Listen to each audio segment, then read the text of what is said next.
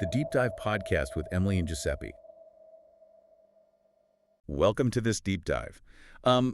Imagine, if you will, the absolute worst day at work possible. Like maybe you spilled hot coffee all over your laptop right before a huge presentation. Or you completely missed a massive career-defining deadline. Exactly. Just, something incredibly stressful. Right.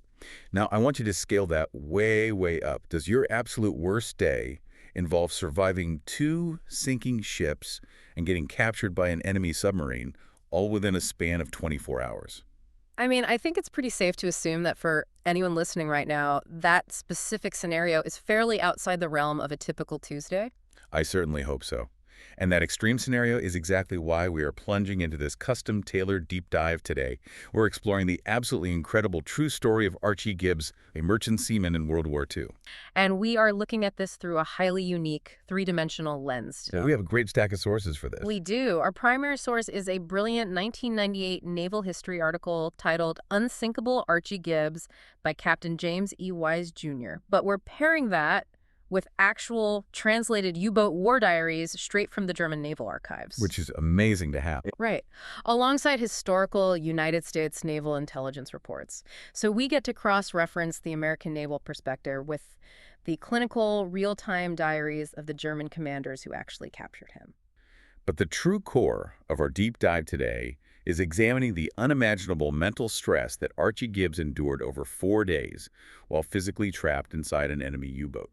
Okay, let's unpack this, because to really understand how Archie survived this impossible crucible, you have to understand the mind of the man before he ever stepped foot onto a ship. Yeah, Archie Gibbs was far from a blank slate when the war began. He was already this hardened survivor forged in some of the most brutal environments imaginable. He had a really tough start. Extremely tough. Born in 1906 into deep poverty just outside of Cincinnati, and his early life was defined by absolute crushing instability. I mean, his mother was institutionalized early on, and shortly after that, his father abandoned the family entirely. That leaves a young child in a profoundly vulnerable position.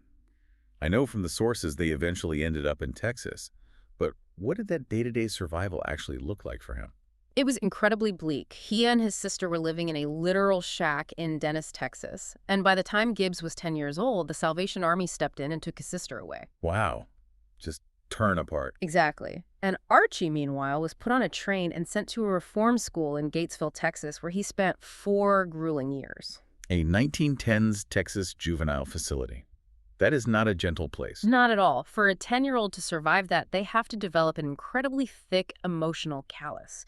You learn hyper-independence, you learn to shut down outward displays of emotion, because showing vulnerability in that environment makes you a target. Which, as we'll see, that specific psychological armor becomes highly relevant later on.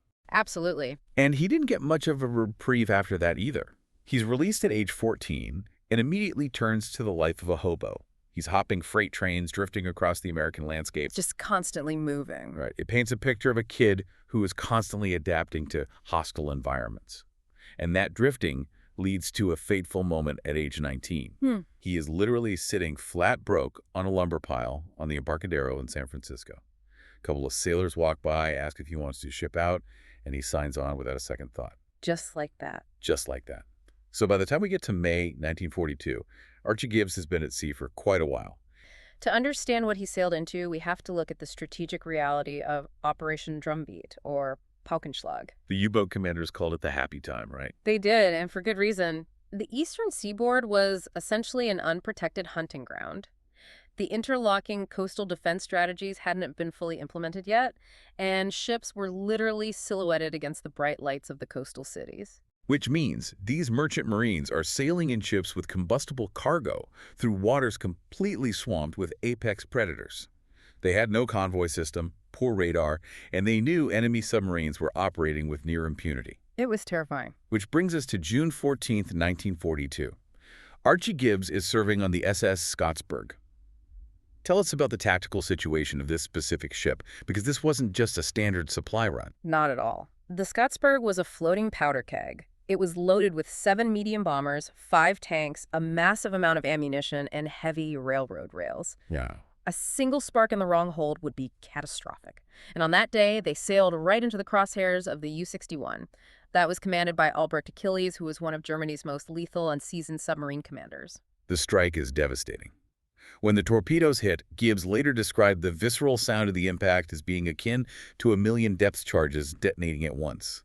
The blast is so violent it throws him hard against a steel bulkhead. Just absolute chaos. Yeah, amid the twisted metal and the sinking cargo, Gibbs and 43 other men somehow manage to scramble into the lifeboats. They spend a harrowing night adrift in the water, but the next morning, they are spotted and rescued by another passing freighter, the SS Kahuku. And you would naturally assume the nightmare ends there. I mean, he survived a catastrophic sinking, he was pulled from the freezing water, and he was theoretically safe on the deck of a rescue ship.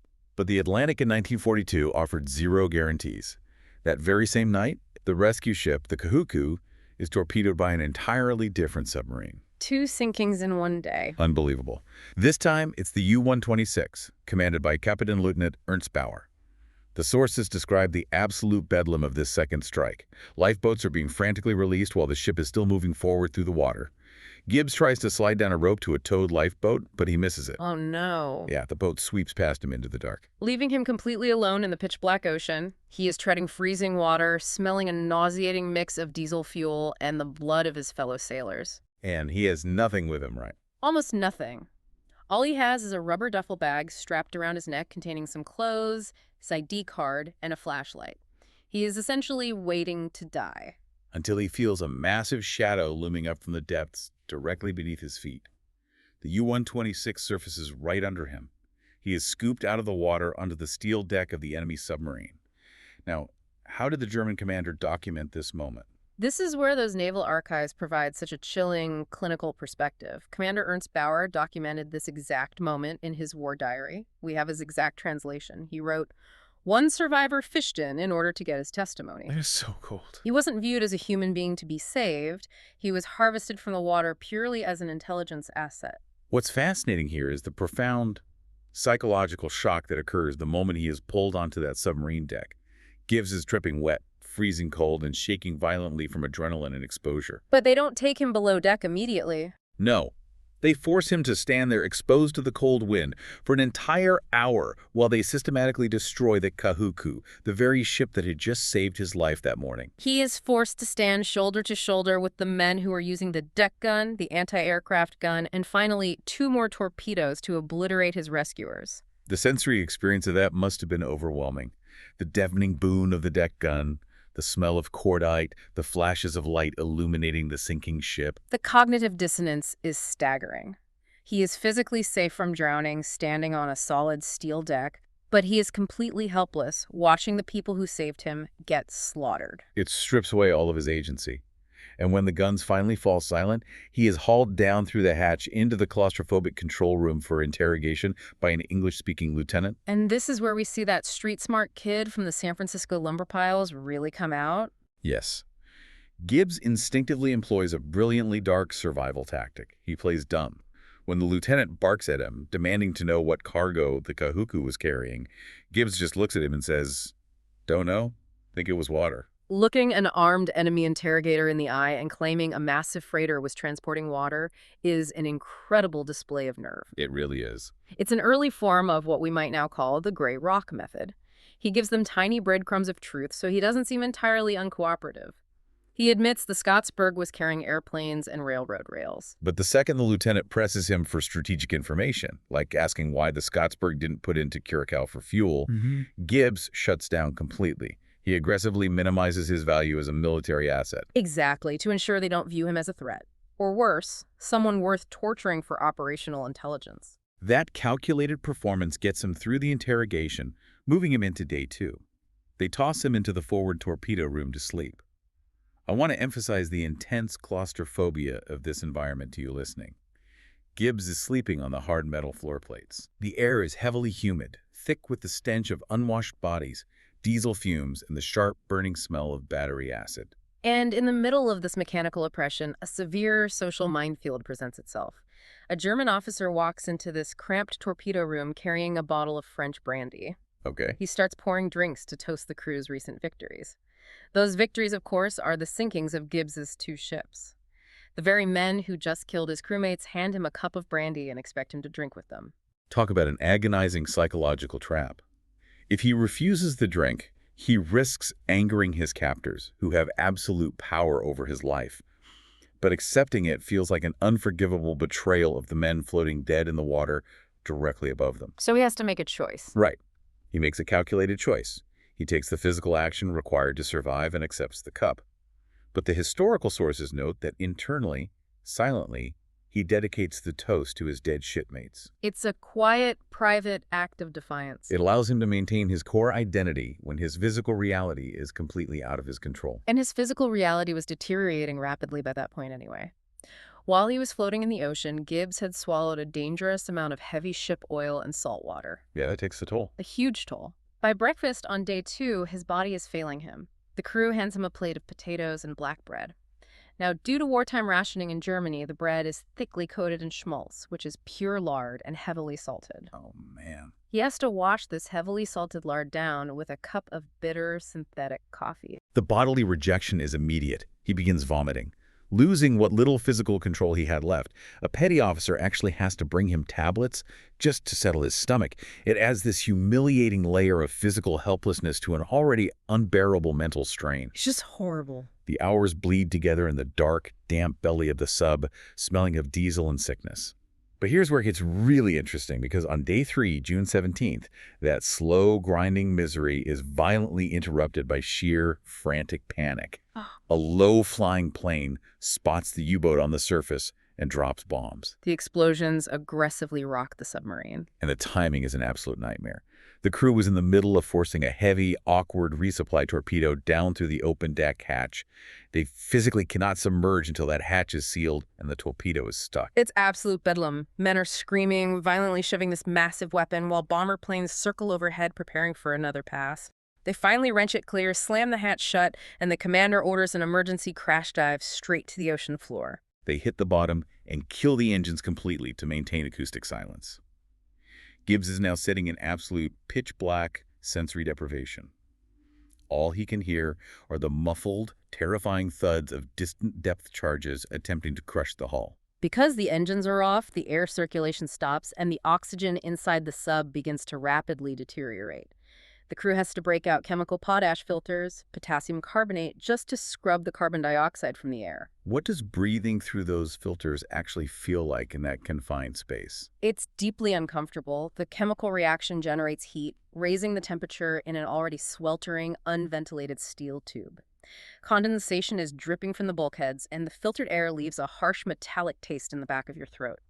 You are sitting in the dark, sweating, tasting metal, and waiting for a depth charge to split the hull. And it is inside this pressure cooker that the dynamic completely shifts. As physical exhaustion begins to override the raw adrenaline, something surreal happens in the dark. Gibbs and the German crew, some of whom had actually lived in the United States before the war, just start talking. It is a fascinating look at the historical transcripts from these debriefings.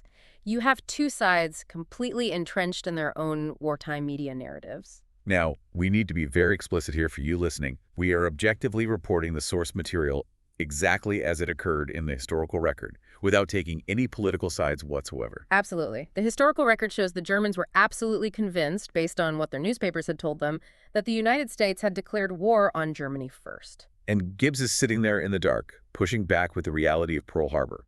The Germans shake their heads, entirely unconvinced, citing their own propaganda. Neither side agreed. It's a pure, unvarnished look at the information silos of the era, ending in a total impasse. But the political argument just sort of evaporates. The energy to sustain it simply isn't there. Instead, these men, breathing chemical air and waiting to potentially die together, start sharing family photos. The shared humanity breaks through the geopolitical lines. Engaging in this conversation, humanizing the very men who had torpedoed his ships, was actually a profoundly stabilizing anchor for Gibbs. By connecting over mutual fear, homesickness, and familiar landscapes, it grounded his sanity in an environment that was fundamentally designed to break it. That grounded sanity carries him to June 19th, day 4. The submarine surfaces. Gibbs gets about 15 minutes of fresh air, his first real breath in days. The lieutenant then orders him to jump overboard. There is a small 50-foot Venezuelan motor skiff bobbing in the water called the Minotaura. Gibbs jumps in, swims to the skiff, and climbs aboard to find a Spanish-speaking skipper and 2 prostitutes. It is an entirely surreal end to his captivity. To say the least. The Minotaur eventually transports him to Curacao, where he is handed over to the U.S. Navy and rigorously debriefed for 4 days by Ensign Charles E. Anderson. If we connect this to the bigger picture, this debriefing is where we see the astonishing power of trauma-induced hypervigilance. Consider the context here. Archie Gibbs was a civilian with a 4th-grade education who had spent his youth surviving a reform school and riding freight trains. Yet, during those 4 days of absolute terror, he turned his mind into a high-resolution camera. He provided naval intelligence with a perfectly mapped internal and external layout of that submarine. His memory was staggering. He gave them a complete physical and psychological profile of Commander Ernest Bauer. He pugged him at 35 to 45 years old, 5'4", 200 pounds, heavily muscled, slightly bald, close beard, florid complexion. He even mapped the commander's wardrobe shifts. Seriously. He noted that below deck, Bauer wore white shorts and a white V-neck. But up on the conning tower, he switched to an olive drab shirt and an overseas cap. He perfectly described Bauer's easygoing, merchant master demeanor. To retain that level of hyper-specific tactical data while being violently ill from eating lard and waiting to be crushed by a depth charge is an astounding feat of human endurance. Following this debriefing, Gibbs becomes a brief celebrity. He meets Eleanor Roosevelt, he gets a massive feature in Life magazine, he speaks at war bond rallies, and then, completely true to his nature, he avoids the spotlight and goes quietly back to work at sea. But society couldn't handle the quiet nature of his survival. In 1944, Hollywood adapts his autobiography into a propaganda film starring Bruce Bennett, and they completely butcher the reality of it. They really did. Hollywood altered the story so that Gibbs' character poses as a Nazi, throws flying fists, beats up the German crew, and helps the U.S. destroyer sink the sub. The Sony Pictures Entertainment Archives actually has a critique on file about this movie that bluntly says, "The people who would believe this story are the same ones who think the Third Reich never fell." Hollywood wanted flying fists because the reality of true human grit isn't glamorous. True survival is terrifying and decidedly uncinematic. It is not punching a submarine commander in the jaw. It is forcing down salted lard when your body wants to give out, quietly dedicating a toast to your dead friends, and utilizing every ounce of your willpower just to manage to exist. So what does this all mean? When you think about Gibbs' survival and compare it to our modern stressors, the relentless deadlines, the exhausting 24-hour news cycles, that frequent, heavy feeling that everything in the world is completely out of your control, Gibbs teaches us something vital.